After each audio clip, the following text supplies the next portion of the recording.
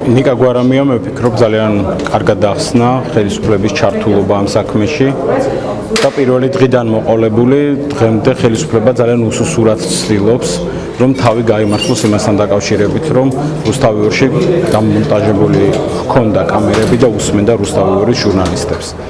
კიდევ ერთი ტესტი რაც აქ იქნება თუ რამ ბედი ეწევა იმ ადამიანებს რომლებიც დღეს აღარ მუშაობენ რუსთავიორში, რომლის მეშვეობითაც ეს მოსმენა და გადაღება ხორციელდებოდა და რომლებიც დღეს საკმაოდ მაღალ თანამდებობებს იკავებენ სახელმწიფო სტრუქტურებში. მაგალითად ბუნტურიძე სასჯელ აღსრულების დეპარტამენტის უფროსის მოადგილეა და ის თუ როგორ მოიქცევა ხელისუფლება მათთან მიმართებაში კაფიოდ აჩვენებს ხელისუფლება იყო ამ მოსმენებთან კავშირში თუ არის.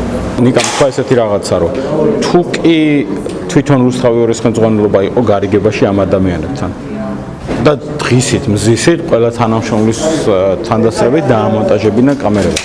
თვითონვე რატო გაუშვებდა სამსახური და ამ ადამიანებს, რომლებსაც ასეთი მოდი ასე ვთქვათ ჭყალებში მნიშვნელოვანი საქმე ამდე. საქმე კი პირიქით არის, ხელისუფლებამ დაამონტაჟა, ხელისუფლება უსმენდა და მე უკვე რუსთავიორიდან გაშვებული ეს თანამშრომლები ხელისუფლებამდე შეიფარა და საკმაოდ მაღალ თანამდებობაზე დანიშნა. კიდევ ერთხელ ვიმეორებ, ეს არის ბუნტურიძე და ბუნტურიძეს გაათავისუფლებენ თუ არა ამ საქმის გამო სამსახურიდან და მისცემენ თუ არა პასუხისმგებაში, ეს იქნება ნამდვილი ტესტი, რომელიც აჩვენებს ჩემი ღრმა რწმენით, რომ ხელისუფლება უშუალო კავშირშია ამ მოსმენებთან და გადაღებებთან.